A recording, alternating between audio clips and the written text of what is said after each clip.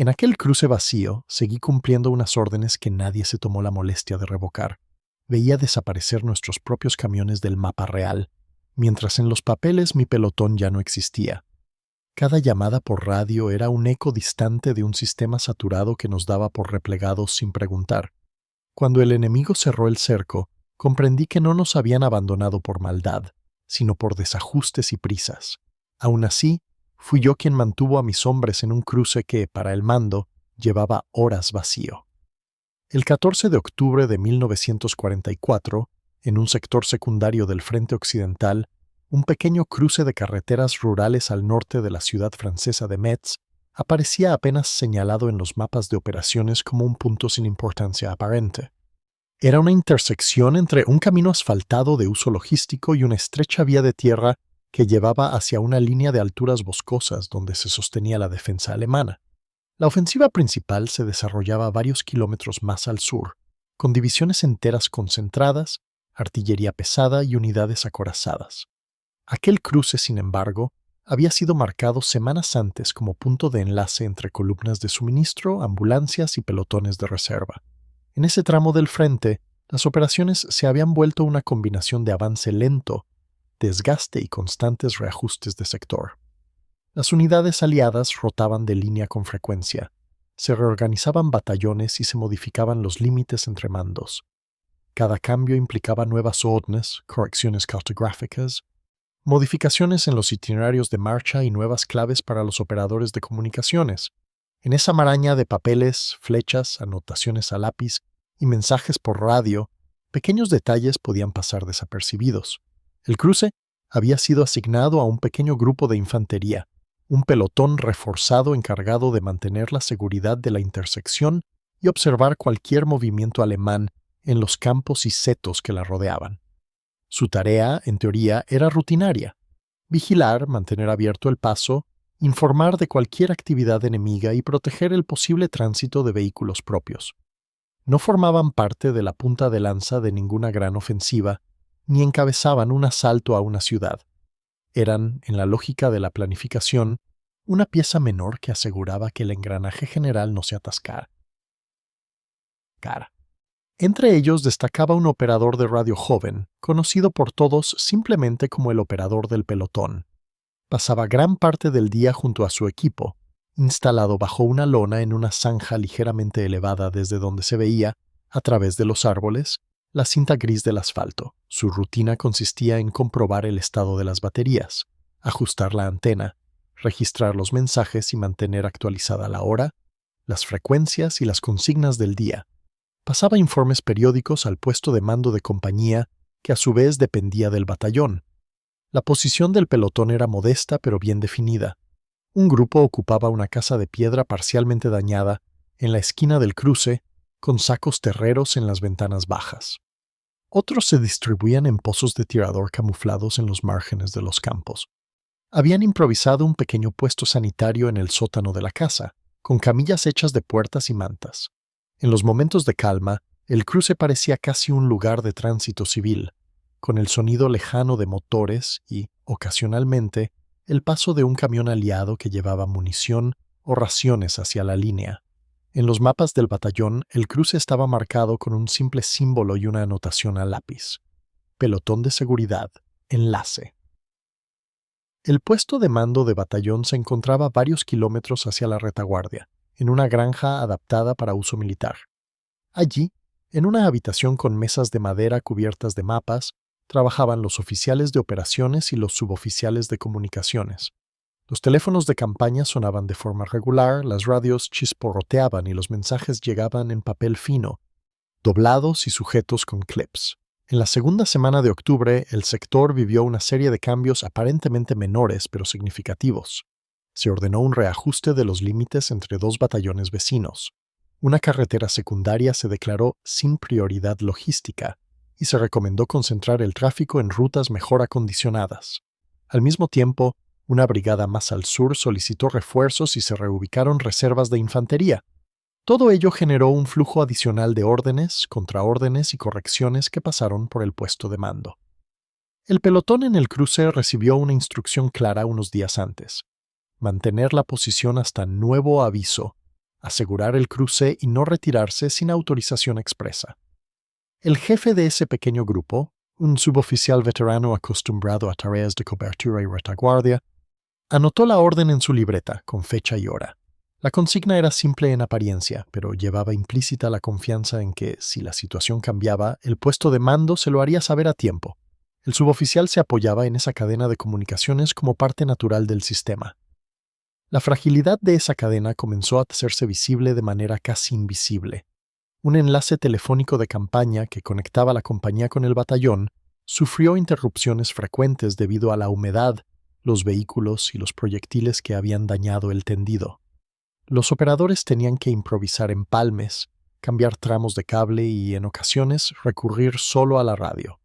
En la sala de mapas del batallón, un ayudante corrigió los límites de sector con un lápiz de color, moviendo unos milímetros el símbolo que representaba la posición del pelotón del cruce. Esos milímetros, en un mapa a pequeña escala, significaban varios cientos de metros sobre el terreno. El día 13 por la tarde, se redactó una orden de repliegue escalonado para una parte de la línea. No se trataba de una retirada general, sino de un ajuste para acortar el frente y concentrar efectivos.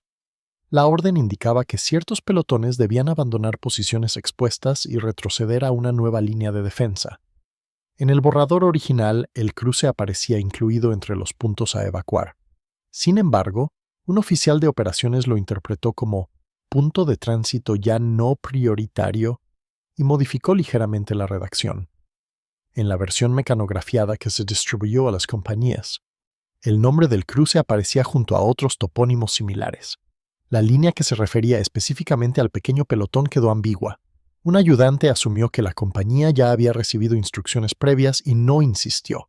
El documento se entregó al suboficial de transmisiones de batallón, que debía asegurarse de que la información llegara a los puestos adelantados. Esa noche, la red de comunicaciones vivió un momento de saturación. Hubo informes de actividad enemiga en un bosque cercano, se pidió apoyo de morteros en un flanco y se notificó la llegada de un convoy de munición que no encontraba el camino correcto. Las líneas telefónicas se interrumpían, las radios compartían frecuencias saturadas y los mensajes se amontonaban en la mesa de la sala de mapas. En medio de esa actividad, la orden que mencionaba el cruce quedó debajo de otros papeles. En la compañía responsable del sector, el capitán al mando fue llamado al puesto de mando de batallón para una reunión de coordinación. Durante su ausencia, las comunicaciones de la compañía quedaron a cargo de un pequeño equipo que trataba de mantener el ritmo de mensajes. Cuando finalmente llegó la orden de repliegue, ya avanzada la noche, el texto se leyó con prisa. Se interpretó que el pelotón del cruce, al ser un punto de enlace considerado ahora sin prioridad logística, quedaba fuera del movimiento inmediato. La intención de quien había redactado la orden y la lectura de quien la recibía ya no coincidían del todo. Al amanecer del día 14, el cruce seguía ocupado por el mismo pequeño grupo de infantería. El operador de radio registró una breve comunicación rutinaria, informe de situación sin novedades destacables, munición suficiente, moral estable. No había recibido ninguna indicación de repliegue, ni siquiera una advertencia de posible cambio de posición. Para el pelotón, la jornada comenzaba como una más en un sector que se percibía secundario. Mientras tanto, a unos kilómetros de allí, otras posiciones iniciaban el movimiento de repliegue planificado. Se retiraban secciones de la línea avanzada y se reorganizaba la defensa en torno a nuevas cotas. El cruce, en los esquemas que manejaban los oficiales, se consideraba ya dentro del área de retaguardia próxima. En algunos mapas, el símbolo del pelotón había desaparecido, sustituido por una simple línea de carretera. En otros, una anotación indicaba que el área quedaba sin unidades de infantería fija. La discrepancia no era evidente para nadie en ese momento concreto. En un sistema concebido para manejar centenares de puntos en el mapa, un pequeño pelotón podía sobreentenderse como ya replegado sin que nadie lo confirmara explícitamente. El pelotón, sin embargo, seguía allí. El suboficial al mando revisaba las posiciones, ordenaba rotación en los puestos de observación y recordaba la orden escrita días antes: mantener el cruce hasta nuevo aviso. Hacia media mañana, el pelotón comenzó a notar cambios sutiles. El tráfico de vehículos propios por la carretera disminuyó de forma notable. Los camiones que antes pasaban con regularidad ya no aparecían. En su lugar se escuchaban detonaciones más lejanas y un silencio extraño entre una explosión y otra. El operador de radio intentó establecer comunicación con la compañía y, tras algunos intentos, recibió una señal débil con interferencias.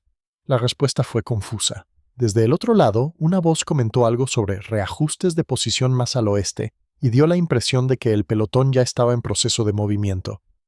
El operador aclaró que seguían en el cruce, en la misma casa semiderruida, sin órdenes de desplazamiento. Hubo un silencio corto, luego una interferencia y la comunicación se cortó. Intentó repetir la llamada, pero no obtuvo respuesta clara. El suboficial, informado de la conversación incompleta, pidió un nuevo intento una hora más tarde.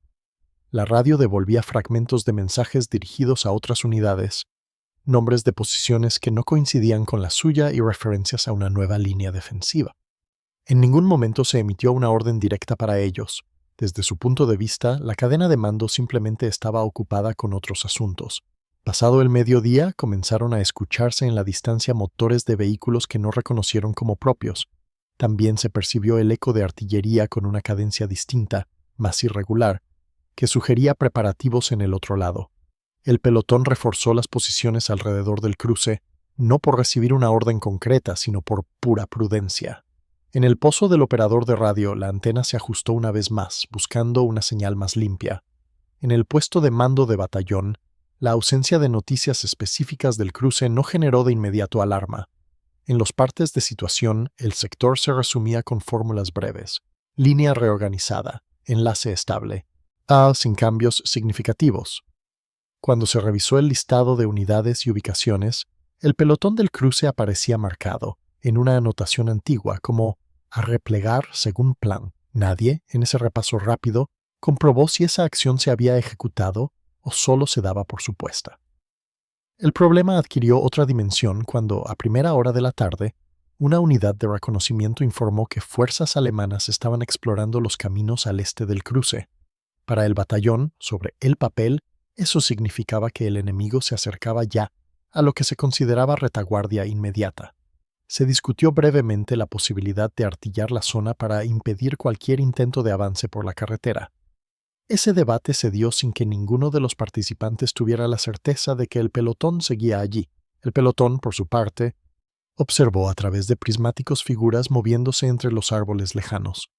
Informaron por radio de la presencia de patrullas enemigas. La respuesta fue escueta, casi mecánica. Recibido. Mantengan posición y sigan informando.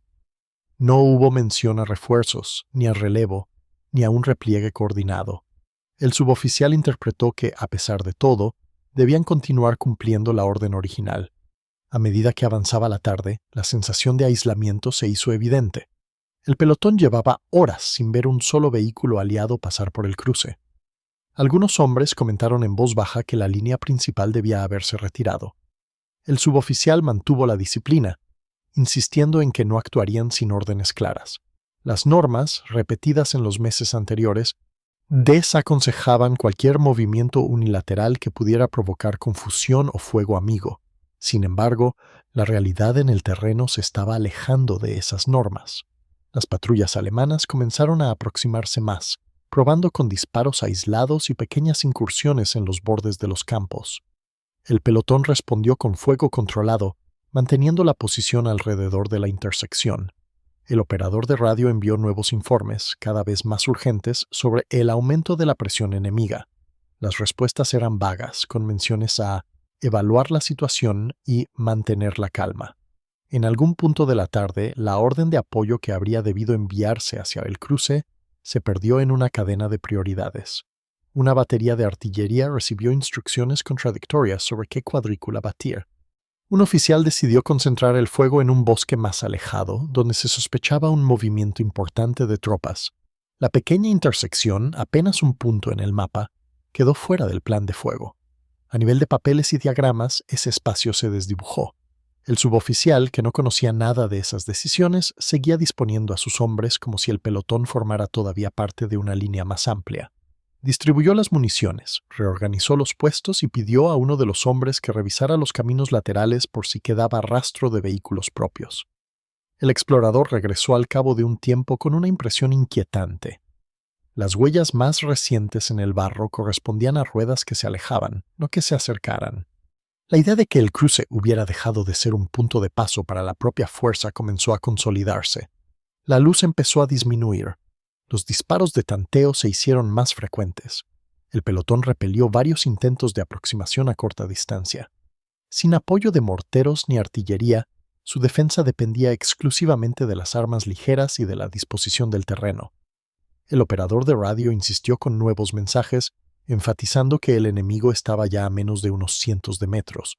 En el puesto de mando de batallón, la información que llegaba del cruce se interpretaba de manera parcial. Se asumía que se trataba de hostigamiento en la proximidad de la nueva línea, no de un puesto adelantado aislado. Alguien anotó en un parte: actividad enemiga moderada en sector de carretera secundaria. En el mismo documento aparecían referencias a problemas mucho mayores en otros puntos del frente, con compañías enteras comprometidas. La atención se concentró allí. Hacia última hora de la tarde, el suboficial del pelotón se vio obligado a tomar una decisión que la doctrina no contemplaba con claridad. Las órdenes escritas seguían siendo las mismas: mantener el cruce hasta nuevo aviso. La situación real era la de un grupo aislado, sin tránsito propio, sin promesas de relevo y frente a un enemigo cada vez más cercano. Podía optar por retirarse con la caída de la noche, tratando de alcanzar una línea que ya no conocía con precisión, o podía seguir cumpliendo la instrucción inicial, asumiendo el riesgo de quedar cercado. Reunió a los cabos y al operador de radio en la casa semiderruida. Sobre una mesa improvisada, extendieron el mapa que tenían, con marcas hechas a lápiz en días anteriores. Nada en ese papel reflejaba el repliegue que otros niveles habían ejecutado. Según ese documento, todavía formaban parte de una red de posiciones conectadas. La única señal del aislamiento era lo que sus ojos y oídos les mostraban en aquel cruce silencioso. La discusión fue breve. Algunos defendían aguantar y seguir emitiendo, confiando en que la cadena de mando tarde o temprano reaccionaría.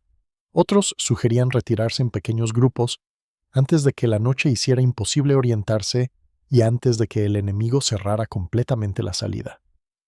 El suboficial escuchó, volvió a leer la fecha y la hora anotadas junto a la orden de mantener la posición y, finalmente, decidió permanecer. No lo hizo por falta de intuición, sino por la combinación de disciplina, temor al fuego propio y confianza residual en que el sistema terminaría corrigiéndose. Cuando cayó la noche, el cruce quedó envuelto en una oscuridad interrumpida solo por destellos lejanos. El pelotón se preparó para un posible asalto. La radio permaneció encendida, con el operador intentando, a intervalos regulares, contactar con cualquier puesto propio que respondiera. Las contestaciones, cuando las hubo, fueron breves, confusas, y nunca incluyeron la orden directa que habría permitido abandonar la intersección sin quebrantar formalmente la instrucción original. Durante la madrugada, pequeños grupos enemigos comenzaron a tantear las defensas más cercanas al cruce. Hubo intercambios de fuego breves, movimientos de sombras entre los árboles y alguna granada lanzada hacia las posiciones avanzadas. El pelotón resistió, desplazándose de un pozo a otro, utilizando las pocas granadas que tenían y racionando la munición. En el sótano de la casa, el improvisado puesto sanitario atendía a los primeros heridos. La situación, desde el punto de vista del enemigo, era diferente. Para ellos, aquel pequeño grupo en el cruce parecía un destacamento adelantado que había quedado fuera de la línea principal. Lo trataron como una bolsa local de resistencia, algo que debía ser neutralizado antes de avanzar por la carretera. No sabían que en los mapas del otro lado, ese pelotón figuraba como ya replegado. El combate que se desarrolló en torno al cruce fue, para ambos bandos, un episodio menor dentro de un frente mucho más amplio. Al amanecer del día 15, el pelotón estaba prácticamente aislado en todos los sentidos. La munición se reducía y la radio apenas captaba más que fragmentos de comunicaciones lejanas. El suboficial ordenó una retirada parcial desde los puestos más expuestos hacia una línea improvisada detrás del propio cruce, usando los setos y los desniveles del terreno. Ya no se trataba tanto de mantener el punto de enlace, sino de evitar la destrucción completa del grupo. Era un ajuste táctico dentro de un aislamiento que nadie, en niveles superiores, había reconocido como tal. Mientras tanto, en el puesto de mando de batallón se realizaba un recuento de efectivos y posiciones. Las listas indicaban que varias unidades se habían replegado según lo previsto. Cuando se llegó al apartado correspondiente al pelotón del cruce, un oficial leyó la anotación que daba por ejecutado el movimiento. Sin disponer de un informe actualizado que lo contradijera, dio por buena la información. Ese acto, aparentemente administrativo, consolidó el error. Sobre el papel, el pelotón ya no estaba allí. El combate en la intersección continuó de forma irregular durante parte de la mañana. Finalmente, la presión enemiga y la falta de recursos llevaron al suboficial a ordenar la ruptura de contacto en pequeños grupos. Aprovechando un momento en que el fuego disminuyó, varios hombres se retiraron por el camino de tierra, tratando de alcanzar la arboleda que conducía hacia la antigua línea propia. Otros quedaron cubriendo la retirada desde posiciones cada vez más expuestas. Cuando el enemigo terminó de ocupar el cruce, el pelotón ya se había fragmentado. Algunos de los hombres lograron, tras horas de marcha y rodeos, llegar a zonas donde encontraron unidades propias sorprendidas de verlos aparecer desde una dirección inesperada. Otros fueron capturados en los campos cercanos o quedaron en paraderos imprecisos durante semanas. El operador de radio perdió su equipo en la retirada y tuvo que explicar más tarde que hasta el último momento había intentado recibir una orden clara que nunca llegó. Los relatos que pudieron recomponer los mandos inmediatos eran incompletos, interrumpidos por lagunas y contradicciones. En los días posteriores, el cruce cambió de manos más de una vez. Para las grandes unidades que se movían a través del frente, aquel punto era solo uno más en una sucesión de intersecciones, puentes y curvas. El episodio del pelotón aislado quedó reducido a unas líneas en informes de compañía, donde se mencionaban pérdidas, casi ausencias y reagrupamientos. En algún documento de Estado Mayor, una nota breve indicaba discrepancias en comunicaciones con pelotón de enlace, asuntos sin impacto en operaciones generales. La formulación era precisa en su frialdad. No hubo investigación amplia ni consejo formal sobre lo ocurrido. El error se percibió más como el resultado inevitable de un sistema sobrecargado que como una falta individual claramente atribuible. Los oficiales reconocían en privado que, con tantas órdenes, mapas y cambios de sector, pequeños grupos podían quedar desfasados respecto a la imagen general del frente. En público, los partes se centraban en los avances, en las posiciones ganadas y en las cifras agregadas. El pelotón del cruce no figuraba entre los ejemplos seleccionados para ilustrar la campaña. Con el tiempo, los supervivientes fueron redistribuidos a otras unidades o evacuados por heridas. Algunos, al rellenar formularios, indicaron en qué lugar habían quedado aislados y durante cuánto tiempo habían mantenido una posición que, según creían, seguía formando parte de la línea propia. Esos datos quedaron archivados en carpetas que rara vez se consultaron de nuevo. Los nombres de los que no regresaron aparecieron en listados de desaparecidos o muertos en acción, sin mención al detalle del cruce. La burocracia militar absorbió el episodio, reduciéndolo a cifras y abreviaturas. Años después, el cruce volvió a ser un punto de tránsito agrícola. La carretera fue reparada, los campos volvieron a cultivarse y la casa semiderruida fue finalmente demolida. Solo algunos restos de metal, fragmentos de alambre y huellas apenas visibles en el terreno recordaban que allí se habían dispuesto posiciones defensivas. Para los habitantes de la zona, la guerra dejó más recuerdo en otras escaramuzas, en combates mayores en las proximidades de la ciudad. El pequeño episodio del pelotón aislado se fue perdiendo en la memoria local, diluido entre muchos otros. En archivos militares, el rastro del suceso permanecía disperso. Un parte de compañía mencionaba mal enlace de órdenes, otro hablaba de pérdida temporal de contacto con unidad adelantada. Ninguno desarrollaba con detalle la experiencia de ese grupo concreto ni explicaba cómo un malentendido administrativo y una cadena de comunicaciones saturada habían dejado a un pequeño pelotón sosteniendo un punto que en los esquemas generales ya se consideraba vacío. Las circunstancias, sin embargo, podían reconstruirse a partir de esos fragmentos. El cruce secundario, casi invisible en los mapas, se convertía así en ejemplo silencioso de hasta qué punto la guerra dependía de enlaces frágiles entre órdenes, papeles y condiciones reales sobre el terreno. El episodio no cambió el curso de la campaña ni alteró la dirección de la guerra, pero condensó en unas horas de aislamiento la vulnerabilidad humana detrás de un sistema pensado para coordinar miles de hombres y miles de decisiones. En aquel cruce olvidado, un grupo reducido cumplió una orden que nadie se tomó la molestia de revocar de manera clara. Su aislamiento fue menos consecuencia de una decisión malintencionada que de la suma de pequeños desajustes, lecturas apresuradas, mapas modificados y prioridades cambiantes. De ese modo, el pelotón que defendió la intersección quedó como una nota marginal en documentos escasamente consultados, pero también como un ejemplo de cómo, en la guerra, un mal enlace de órdenes podía dejar a unos pocos hombres sosteniendo en soledad un punto que el resto ya había abandonado en los papeles.